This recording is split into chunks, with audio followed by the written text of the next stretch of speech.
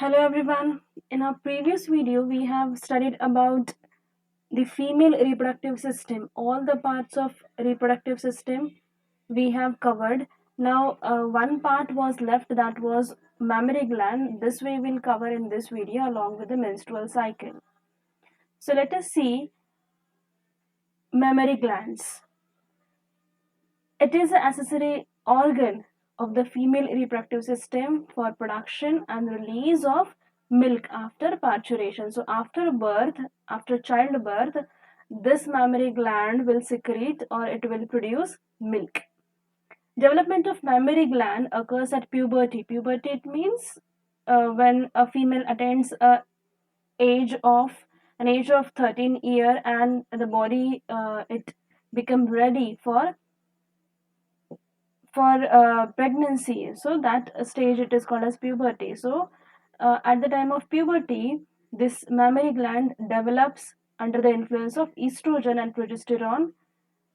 Lactotropin hormone, that is LTH or prolactin, helps in development of lactiferous tubules during pregnancy. That this we will see later on. So these are the hormones. Lactotropin hormone,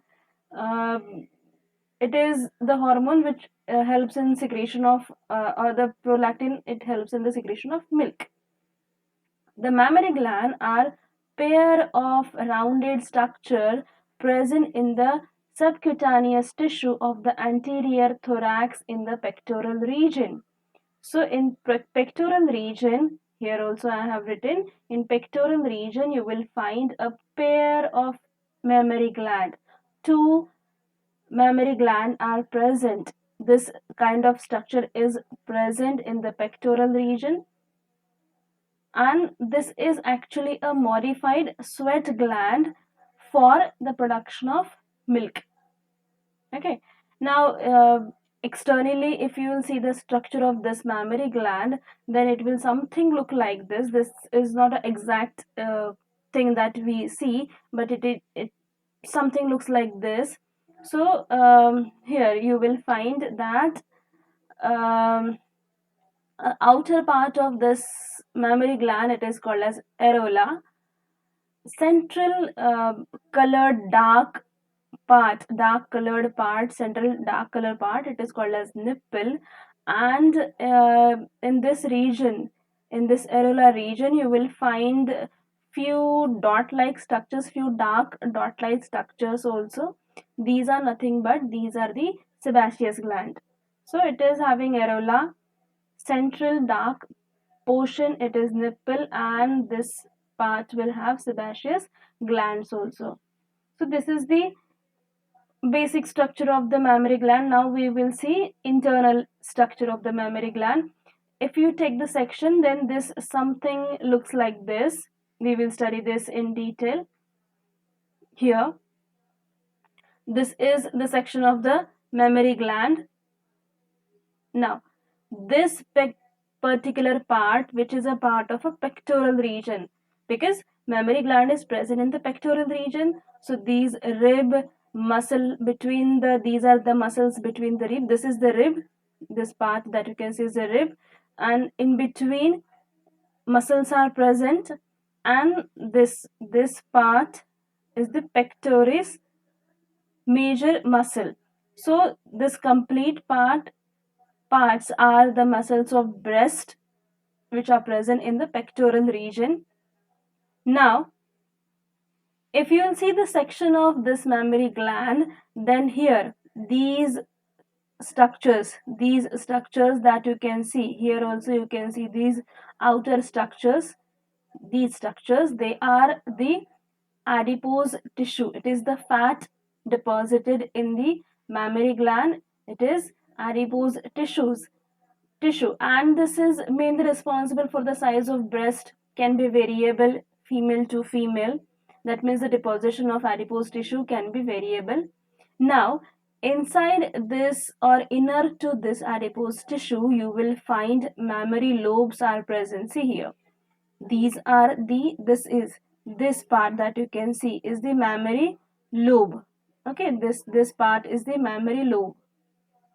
This mammary lobe, it contains, here you can see, this mammary lobe, it contains alveoli, mammary alveoli. These are the small mammary alveoli. Alveoli when it is plural, alveolus when singular. Single one, if we will see, then it will be mammary alveolus. Together, if we will see, then it is mammary alveoli. Okay, so adipose tissue is there. Below adipose tissue, lobes are present, mammary lobes are present, and inside this lobe, mammary alveoli are present.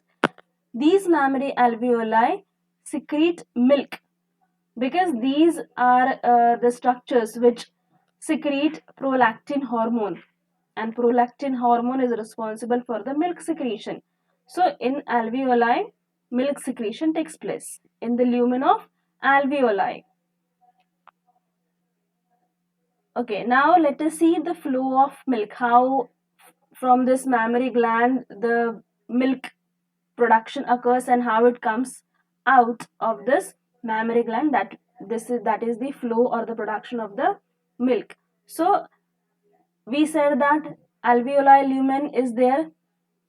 These alveoli, mammary alveoli will have the alveoli lumen, and these alveoli lumen that will fuse to form a mammary tubule.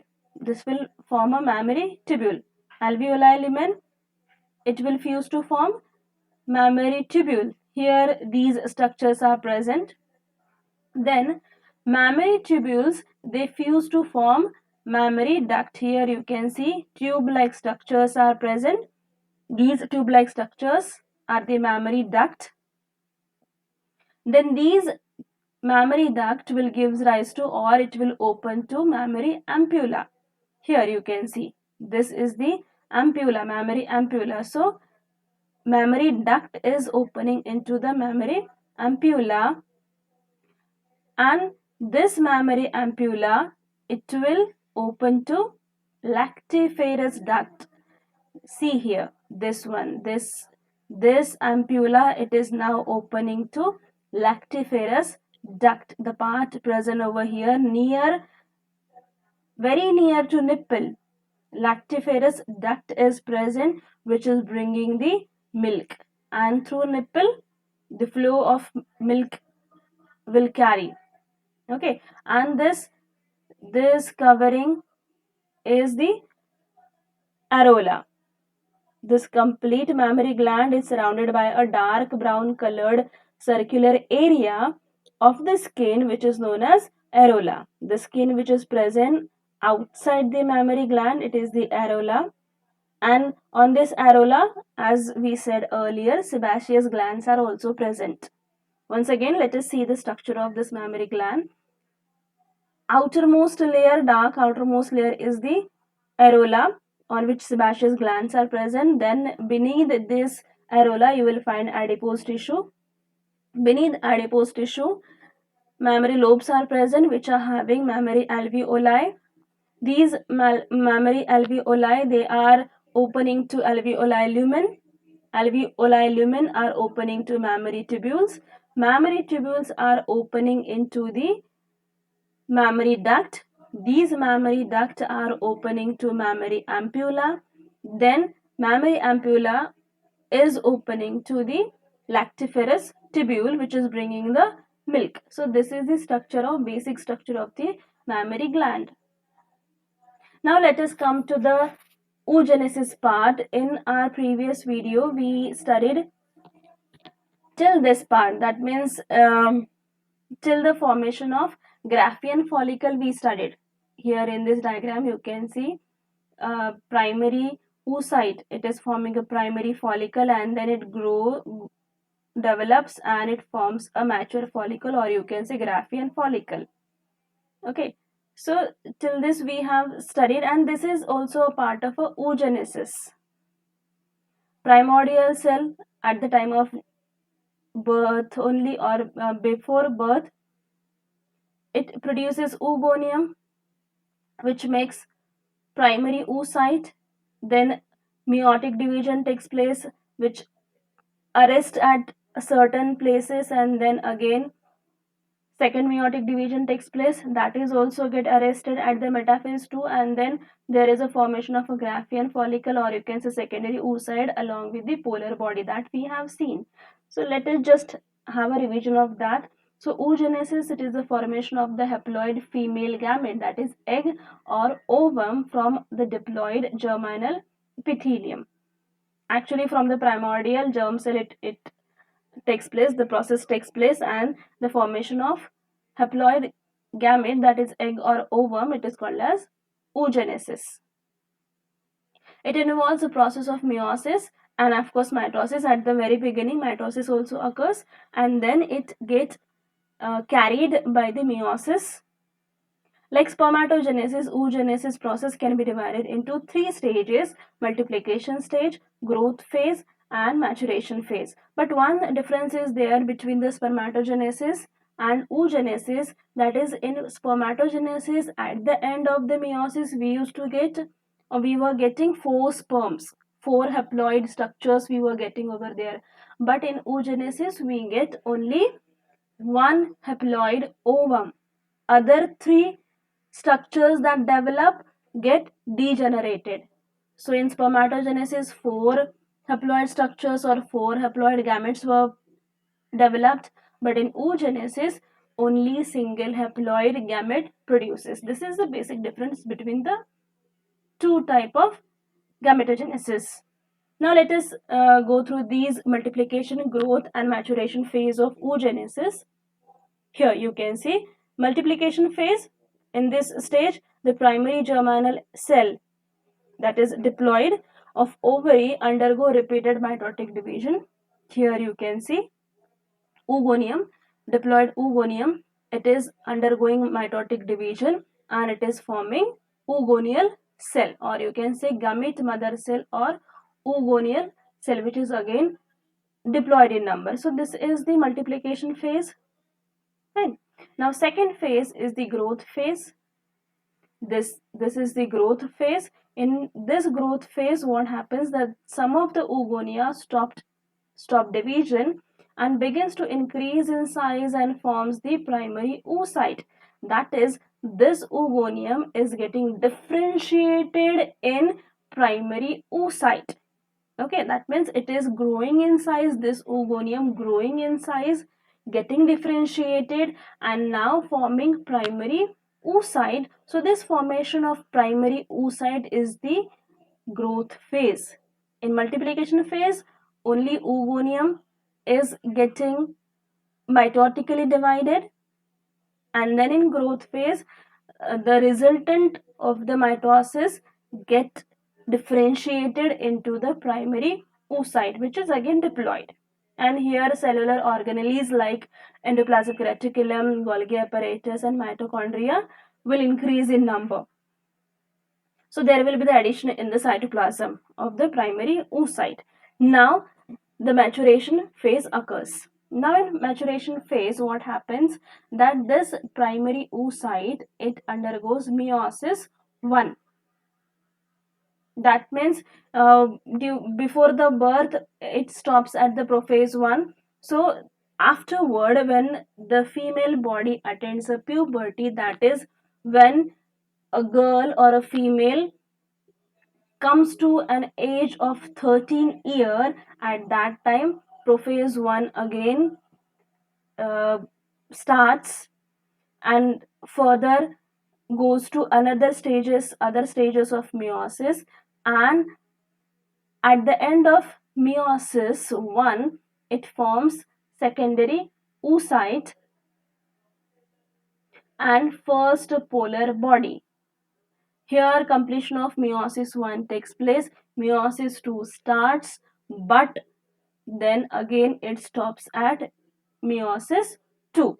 So at the end of meiosis 2 it forms a egg cell ovum. Here you can see this is the formation of ovum, and it forms 3 polar body, first polar body, second polar body, and the third polar body. It forms 3 polar body which has very less cytoplasm, or you can say no cytoplasm.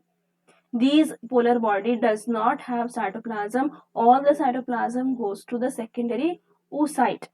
That is why these polar body later on degenerates. And what we get after this meiosis 2 is the meiosis 2, but at the mitosis 2. Meiosis 2 does not completes over here. It arrests at, or it stops at mitosis 2. Sorry, metaphase 2. Very sorry. At metaphase 2 it stops, and what we get is the haploid ovum, and this is how only it releases, and it stops as it is until and unless the sperm comes, and after the fusion of the male and female gamete, rest of the stages it completed, or you can say meiosis 2 completes after or during the fertilization process. So at metaphase 2 only ovum releases from the ovary. So this phase is the maturation phase. Maturation phase will have prophase 1, it will begin at prophase 1 to the metaphase 2. Prophase 1 to metaphase 2 will have a maturation phase. Okay. So this was about the oogenesis. Now let us see the secondary oocyte or the ovum that is released from the ovary after oogenesis. So in human, unfertilized egg, because sperm has not entered and fusion has not taken place, so the secondary oocyte that is released from the ovary will be unfertilized egg. So that unfertilized egg, when ovulated, means it is getting released from the ovary, is actually the secondary oocyte. What is being released from the ovary is the secondary oocyte. It is non-cleodic, means there is no shell, and microlessidal, that is yolk is present in very small quantity, very less yolk is present. It is approximately 0.1 millimeter in size. It is rounded, non-motile, cannot move on its own. For the movement of this egg or the ovum or the secondary oocyte, we have studied that in the fallopian tube some ciliated structures are present. Because of these ciliated structures, epithelium, ciliated structure, the egg can move into the fallopian tube. As it is non-motile, cannot move on itself. It needs ciliated structures present in the oviduct or the fallopian tube. It is haploid gamete. Then nucleus of the egg appears large and is called as germinal vesicle. The nucleus here you can see, this is the nucleus of the secondary oocyte. It is also known as germinal vesicle. Typical nucleus or pronucleus is formed at the time of fertilization. The cytoplasm of egg is also called as ooplasm. This is the cytoplasm present around the nucleus. This cytoplasm is also known as ooplasm. The egg is surrounded by various coverings. These are the coverings around the secondary oocyte of the nucleus. The egg membrane is called as vitelline membrane. It secretes a non-cellular glycoprotein membrane called as zona pellucida on outside. So this is the layer of zona pellucida. We have seen earlier also this in the Graafian follicle also we have seen. So this zona pellucida retains itself in the secondary oocyte also. So you will have a zona pellucida around the nucleus. Adhering to the outer surface of zona pellucida are several radially elongated cells forming corona radiata. So around this zona pellucida there is a layer of corona radiata. These cells are derived from the innermost layer of granulosa layer. We have studied this, that the corona radiata cells are coming from the granulosa cells, The first polar body lies in this space.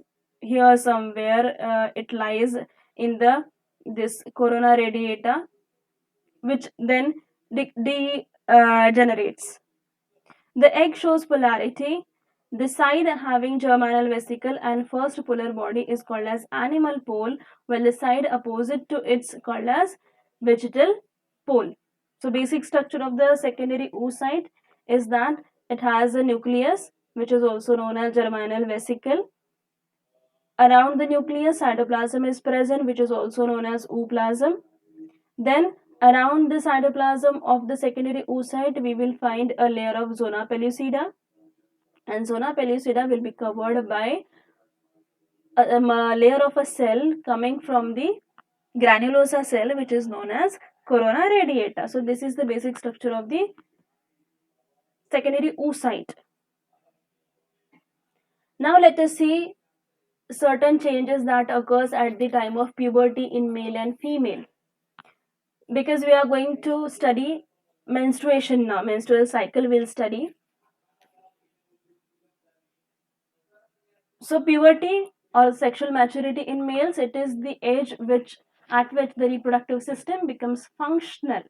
Sex organ begins to produce gametes and sex organs. Sex organs in males, testes are there, so it will produce gamete, sperm production will take place, and it will produce sex hormone. In males, the onset of puberty occurs at the age of 12 to 15 years. Under the influence of testosterone, a hormone produced by the male body, the secondary sexual character appear. Thereafter, it remains functional throughout the life. That means whatever the characters are appearing because of the influence of testosterone, it remains as it is for the life. So what all changes occurs in the males at the time of puberty? So in brain, what happens? Changes of thoughts, moods or feelings takes place. In the facial region, hair development takes place. That means beard and mustache development takes place. It grows, beard and mustache develops or grows on the face. Neck, you will find there is a development of the Adam's apple. Chest become enlarged.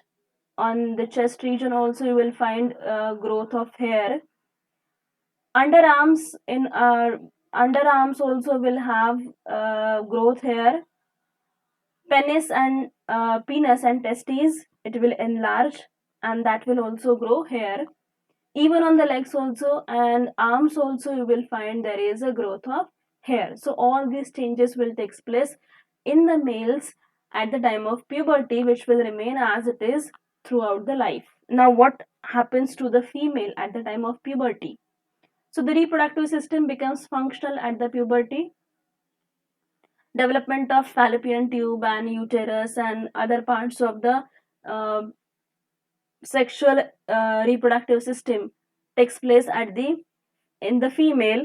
It is characterized by the onset of menstrual cycle, also called as menarche. Start or the beginning of the menstrual cycle is known as menarche.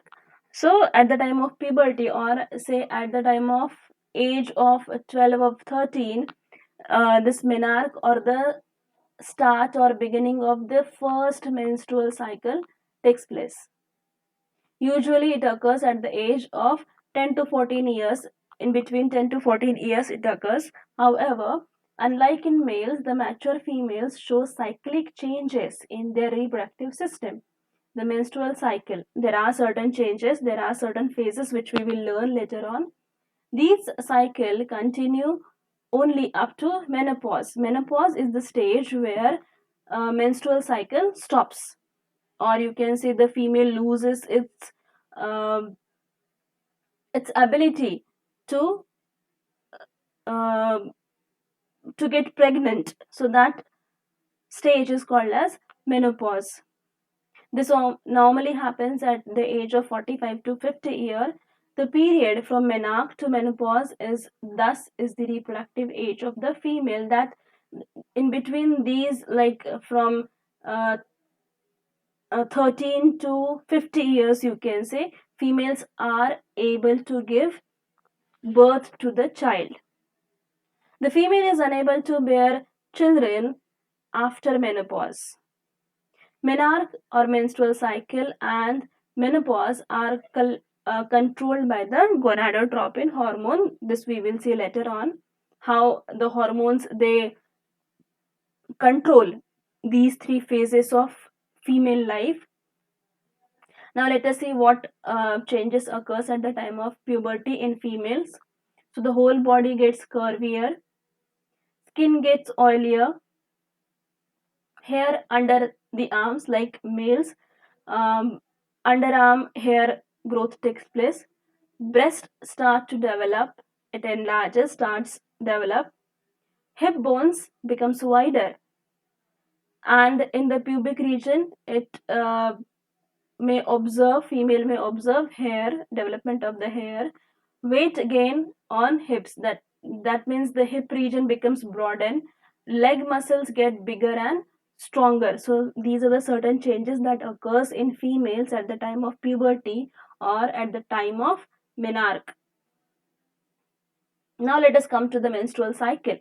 This is also called as ovarian cycle. So menstrual cycle or ovarian cycle, these are nothing but these are the cyclic changes that occurs in ovary and uterus. Both ovary and uterus are observing certain cyclic changes which are known as menstrual cycle. And during menstrual cycle, in one stage of the menstrual cycle, vaginal bleeding takes place. This menstrual cycle generally occurs in mammals. In mammals also there is a group of primate. In these female primates only you will find menstrual cycle. Like apes, monkey and humans, they only shows this cycle, menstrual cycle, or you can say bleeding occurs in apes, monkeys and humans only. Other primates, except these primates, they have estrus cycle. The difference between the two cycle is that these animals like cattle, these animals they does not show bleeding or they does not bleed during this cycle, but females, uh, apes or monkeys or humans, they bleed during this cycle. Now in females, this menstrual cycle or ovarian cycle, it starts at puberty, that is the age of 13 year. It may starts at the age of 10 or it may start at the age of 14 also. It depends. So, but in general, it starts at the age of 13 year. We have already discussed start or the beginning of the menstrual cycle is known as menarche, and the end of the menstrual cycle is known as menopause, which takes place at the age of 45 or 50, 45 to 50 years. Each cycle lasts for 28 days. That means each menstrual cycle or ovarian cycle is of 28 to 29 days. Cycle is like menstrual cycle is carried by two ovaries alternately per month. That means like in a month, left ovary is menstruating, then in next month right ovary will menstruate. So this is how left and right ovary alternately shows uh, or observe these cyclic changes. Okay, now four phases are there in the menstrual cycle or ovarian cycle. The first phase is the menstrual phase, which is like when the female she attains the age of 13 year. So the menstrual cycle begins with this menstrual phase, where you will find degeneration of endometrium takes place. We have seen the endometrium. This is the endometrium. The red region that you can see over here is the endometrium. This is the menstrual phase. Here you can see endometrium is there. It is getting shedding of this endometrium is taking place here. Okay, shedding of this endometrium, this red part, it is shedding itself. This is the bleeding. This phase is the menstrual phase, and this lasts from day 1 to day 5. 1 to 5 days are required for the menstrual phase, in which this endometrium, it is shedding, that means the bleeding taking place. Then the second phase is the follicular phase. Now, as the menstrual phase, follicles are removed from the ovary. So now again there will be a development of follicles. So follicular phase, it is also known as proliferative phase, proliferative developmental phase. Here follicle development takes place, and this lasts from day 5 to day 13. This takes place between day 5 to day 13. Follicular phase. Okay, see here in this diagram also you can see egg development is taking place. Okay, so follicles are developing over here in this follicular phase. Next phase is the ovulatory phase. This one, ovulatory phase. In this phase, what is happening? Two things are happening. One thing, though, thickening of endometrium is taking place. See, this thickening of endometrium is taking place. Along with this, of course, this is secondary one. Primary change that occurs in the ovulatory phase is the ovary releases egg or ovum. Ovary releases egg or ovum. That is why it is known as ovulation phase, and this occurs on 14th day of menstrual cycle. Okay. Then after this, the next stage or the phase that a female body observes is the secretory or luteal phase. In luteal phase, what happens? The unfertilized egg, if sperm has not entered in the female body, so fertilization will not take place, and thus this unfertilized egg will get removed from the reproductive system, and corpus luteum formation will take place. This phase is the luteal phase, and it will last from 15th day till, it will go till 28th or 29th day of the menstrual cycle. So 4 stages are there: menstrual phase, follicular phase, ovulatory phase, and luteal phase. This we will study one by one in detail. The first stage, that is menstrual phase. In menstrual phase, what happens? That this generally takes 5 days. Here ovum, it releases from the Graafian follicle at the age of 13 years, when the first menstrual cycle takes place, or first menstrual phase takes place. Then it repeats itself month after month. So this secretes luteinizing hormone, that is LH. But now when the ovum get released from the ovary, LH production reduces. LH production reduces, and thus degeneration of corpus luteum takes place. Why? Due to decreased level of progesterone and estrogen. Here what happens?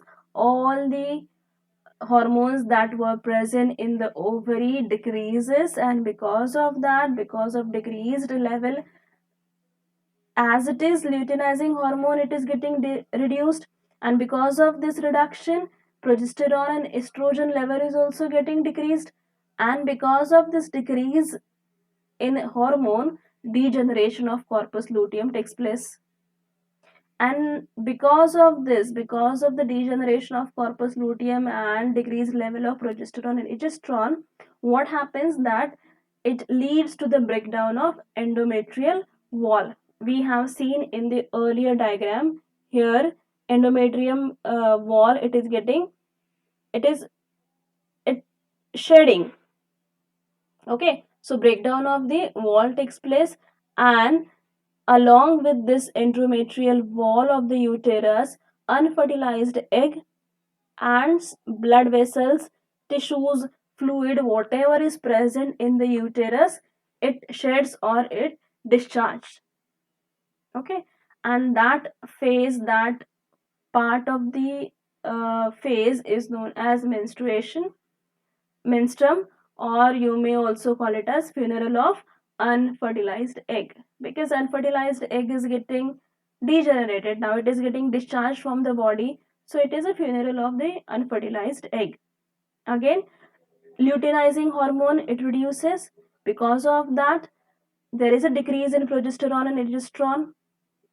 Due to this decreased level, degeneration of the corpus luteum takes place, and this leads to the breakdown of the endometrium wall. Then, from the uterus, unfertilized egg, endometrial wall, and other blood vessels, tissues, fluid, whatever is present over there, it sheds or discharged. This is known as funeral of the unfertilized egg, or this is the bleeding that occurs in the female. Basically, a bleeding in the female that is called as menstrual phase. This is the description of the menstrual phase. Now, later on, after menstrual phase, after bleeding, what happens that now the uterus is empty, clear. So now hypothalamus, which is present in the brain, it secretes gonadotropin releasing hormone, that is GnRH. It releases, it stimulates, it releases, it secretes GnRH hormone, which then stimulate the pituitary gland. Now this pituitary gland, it produces two types of hormone, LH and FSH. These LH and FSH, they act on, in males, it act on testes. Because of that, male body produces testosterone, hormone called as testosterone. And in female, these LH and FSH, it stimulate the ovary, and because of that, ovary produces two types of hormone, estrogen and progesterone. Okay, this is the start of our next phase, that is proliferative phase, or you can say follicular phase, or you can say post menstrual phase. In this phase, what is happening? First thing, it is happening in the days of 6 to 13 days, when the uterus is very clear. Now the uterus is ready for the follicle development, or the growth of new follicles. Okay, and how this growth of new follicles takes place? So the first thing that happens is the hypothalamus of the brain, it releases gonadotropin releasing hormone. Now this gonadotropin releasing hormone, it affects the pituitary gland. Because of this affection, what happens that pituitary gland produces FSH and LH. It produces FSH and LH. Now these FSH and LH, it act on the ovary. It act on the ovary, and because of the action of LH and FSH, there is a development of ovarian follicle. This ovarian follicle start to develop in the ovary because of the stimulus of FSH and LH.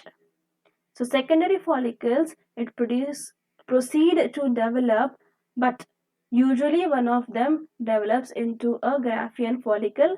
Like many secondary follicles, this develops into the ovary, but out of those many, only one remains capable of producing or develop into the Graafian follicle, or you can say mature follicle.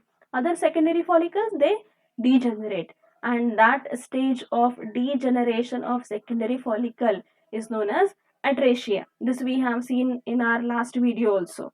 So now hypothalamus, it has produced gonadotropin releasing hormone, which is affecting pituitary gland. Now the pituitary gland is producing FSH and LH. This FSH and LH, it is acting on ovary. Now because of this, ovary is producing ovarian follicle, which is then developing into the Graafian follicle. Now this Graafian follicle is like this follicle which are present in the ovary, they are releasing progesterone and estrogen. Follicles are releasing progesterone and estrogen. So after the production of progesterone and estrogen, these two hormones, they will act on the endometrial wall of the uterus, and because of the action of these hormones on the endometrial wall, what will happen? Endometrium wall will begin to regenerate. That means again the endometrium that was discharged in the menstrual phase will start to regenerate, and it will start to become thick. Okay, so these all changes will take place in the proliferative, or you can say follicular, or you can say menstrual phase. Okay, here what is basically happening is there is a development of the ovarian follicle because of the activity of the FSH and LH, and then these follicles, they are producing progesterone and estrogen, and these hormone, they are responsible for the regeneration of the endometrium of the uterus. Now let us go to the next phase, that is ovulatory phase. Ovulatory phase takes place on the 14th day of the menstrual cycle. Now here there is a surge of LH. LH surge takes place in the ovulatory phase. Now what is this LH surge? So on the 14th day of the, this is here somewhere 13 to 14th days, here this content of the LH hormone or the release of LH hormone increases like anything. These are the most fertile days. That means if the sperm enters during these days, then there is a chance of fertilization. So here in this, on this 14th day, there is a high amount of or high level of LH hormone, that is luteinizing hormone.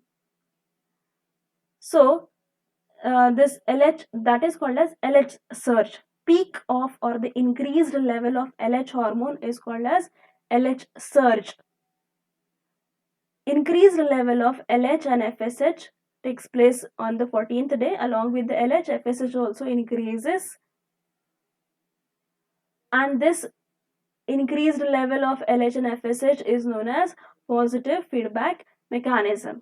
Now because of this increased level of LH and FSH, or you can say LH surge, or you can say positive feedback mechanism, this affects the Graafian follicle.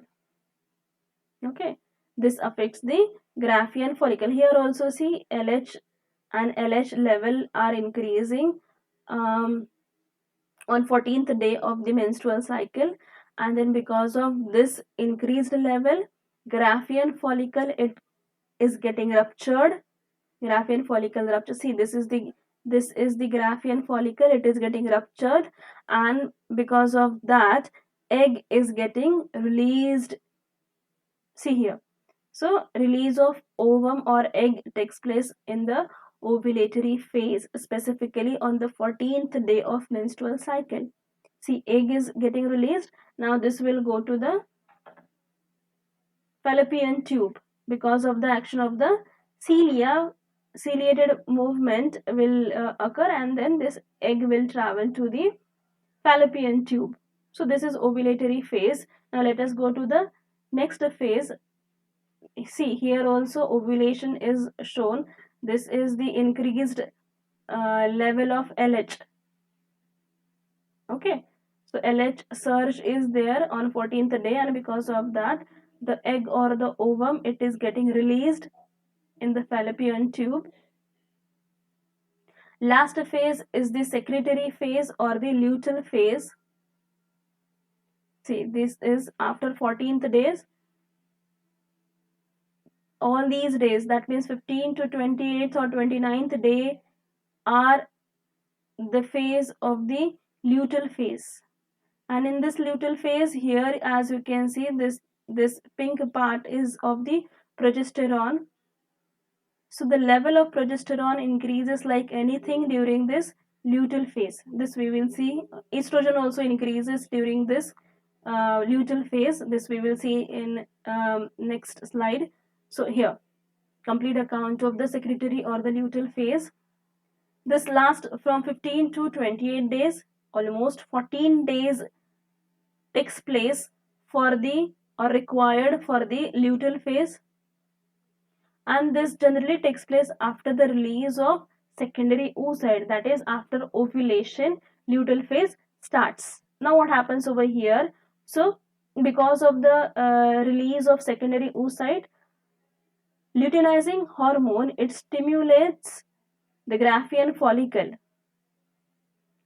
It asks Graafian follicle to transform into the corpus luteum. That means because of the stimulus or because of the this luteinizing hormone, Graafian follicle, now the ovum is removed from the Graafian follicle. So whatever the remaining part of the Graafian follicle is there in the ovary, it transforms or it changes to the corpus luteum.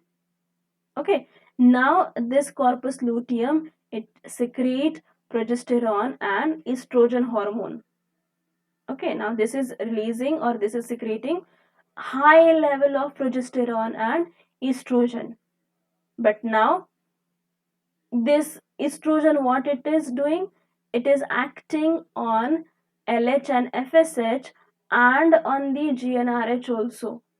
That means these levels are getting reduced. The hormonal level of LH, FSH and GnRH is getting reduced because of the action of estrogen secreted by the corpus luteum. Corpus luteum secreted estrogen and progesterone, high level of estrogen and progesterone, and these are acting on these other hormones which were released by the hypothalamus and pituitary gland, and their level decreases. LH, FSH, GnRH level decreases, and this is known as negative feedback mechanism. Now what happens due to this negative feedback mechanism or the decreased level of the LH and FSH, or you can say the high amount of the estrogen hormone? What happens? Two possibilities are there. One is, if suppose sperm is entering into the female body, then ovulated egg, that means the egg which was released from the ovary, get fertilized within the 24 hours. It remains alive for 24 hours, and in these 24 hours, if sperm is coming inside the female body, then there is a chance of fertilization. But if there is an absence of fertilization, then next menstrual cycle will occur. Again, shedding of the endometrial layer and unfertilized egg will take place. So next menstrual cycle will begin if it is not getting fertilized. Okay, before that, before this absence of fertilization, in absence of fertilization, corpus luteum will degenerate and it will form a corpus albicans. Okay, as there is a high amount of estrogen but low level of all these hormone, because of that, because of negative feedback mechanism, fertilization will not take place as sperm has not entered. So this will, corpus luteum will degenerate and it will form corpus albicans, and then this should be here. This is not a part of this particular part. This is a part of, should be, this part should be written over here. So corpus albicans will form, and then next menstrual cycle will begin. But if ovulated egg is getting fertilized within the 24 hour, then what will happen? So here it is written, endometrium become more vascularized, and thickens up to 8 to 10 millimeter. Inhibin hormone, it stops the secretion of FSH. FSH secretion will stop. These changes are necessary for the fertilization and subsequent implantation. However, if the ovulated egg gets fertilized and the embryo get implanted in where?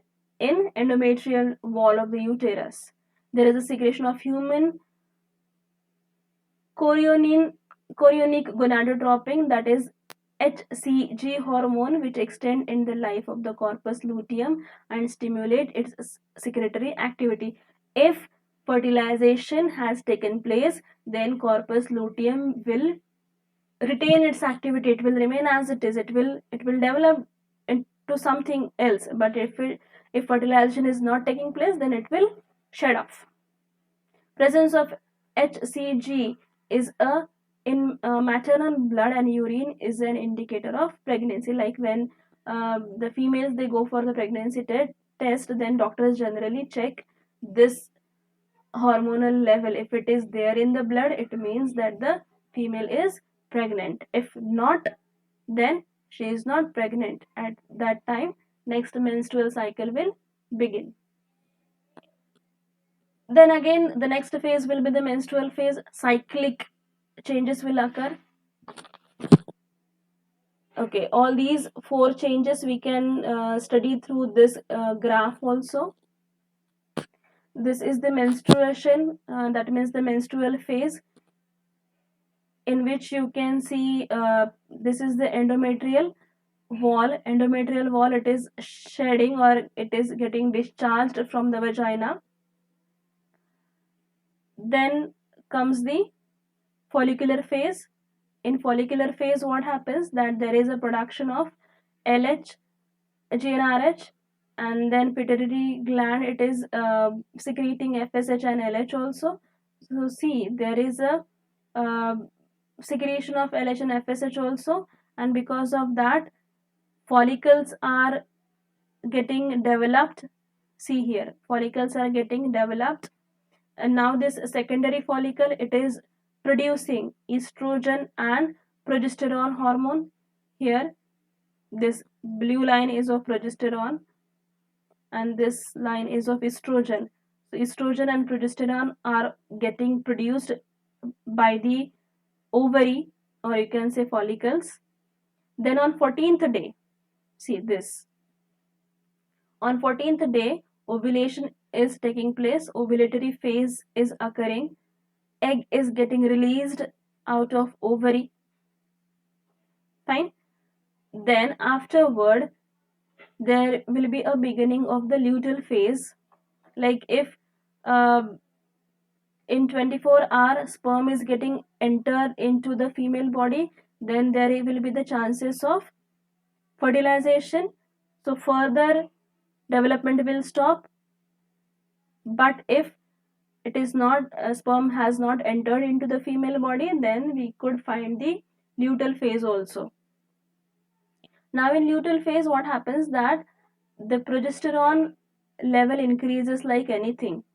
Okay, estrogen and see this estrogen also increasing, progesterone is also increasing, and this progesterone and estrogen, what they do, they stops the activity of FSH and LH, and because of that, what happens, that this Graafian follicle, remaining Graafian follicle converts into the corpus luteum, which then gradually converts into the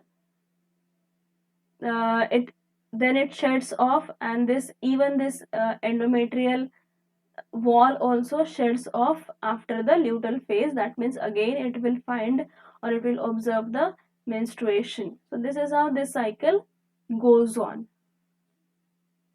So that was all about the menstrual cycle. Oogenesis also we have studied. Now in next video we will go for the fertilization stage.